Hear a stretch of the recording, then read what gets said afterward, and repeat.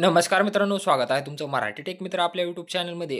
पशुसंवर्धन विभागामार्फत नाविन्यपूर्ण योजना राबवली जाते. या योजनेसाठी तुम्ही अर्ज भरला असेल, तुम्ही कागदपत्रे अपलोड केली असतील, तर निवड यादीच्या प्रतीक्षेमध्ये तुम्ही नक्की असणार आहेत.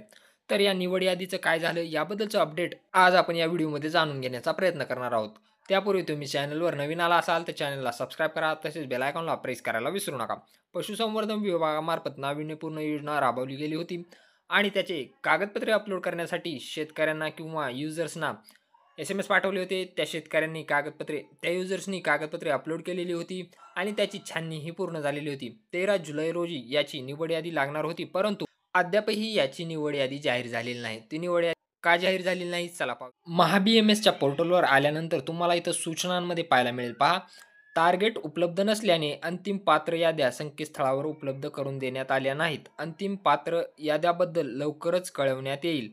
म्हणजे यांचं जे टाइम टेबल होतं तुम्ही इथे पाहू शकता.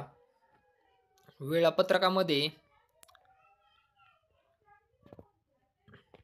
अंतिम लाभार्थी पात्रता यादी तयार करणे 13 जुलै 2025 रोजी यांना अंतिम जे लाभार्थी पात्र झालेले आहेत त्याची यादी जाहीर करायची होती.